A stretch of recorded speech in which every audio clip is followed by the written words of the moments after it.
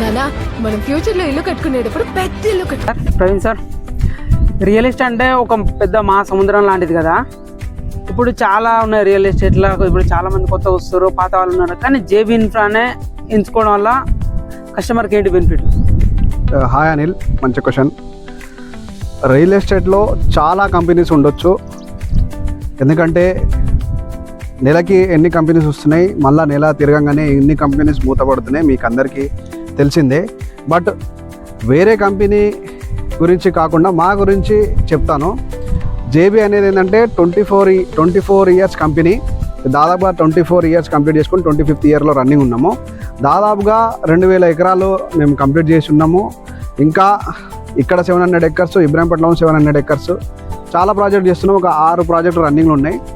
ఈ ప్రస్తావనలో దాదాపు 25,000 కస్టమర్లు, హ్యాపీ కస్టమర్లు మేము సంపాదించుకున్నాము. మంచి ప్రోడక్ట్ ఇస్తున్నాము.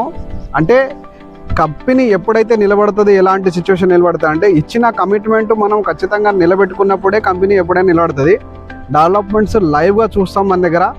కస్టమర్కి లైవ్గా డెవలప్మెంట్ చూపించినాకనే వాళ్ళకి తీసుకోమని చెప్తాము. ఏదో బ్రోచర్లో మేము ఆ వీడియోలలో హంగుల హార్బాటాలు చూపించకుండా మా పనియే మెయిన్ మాట్లాడుతుంది. మా కస్టమర్ వస్తే మా డెవలప్మెంట్సే మెయిన్ మాట్లాడుతుంది.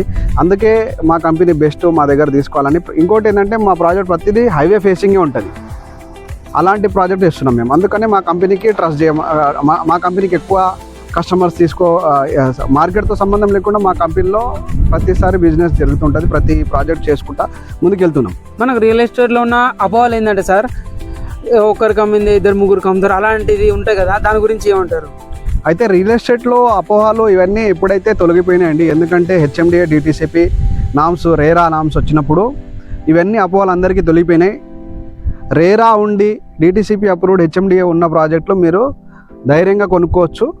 ఈ 3 అప్రూవల్స్ ఉంటే ఖచ్చితంగా మీరు ఎలాంటి అధైర్యపడని అవసరం లేదండి. అంటే ఇక మనకు అవి రేరా కానీ, హెచ్ఎండే కానీ, డిటిసిపి ఉంటే ఇక మనకు డౌట్ లేదు సార్. ఇక అది అంటే అది ఫ్రాడ్ కాదు. ఇంకా ఫ్రాడ్ అంటే మీకు ఎగ్జాంపుల్, మీరు గోల్డ్ కొనడానికి వెళ్ళేప్పుడు ఏం చూస్తారు మీరు మ్యాక్సిమం?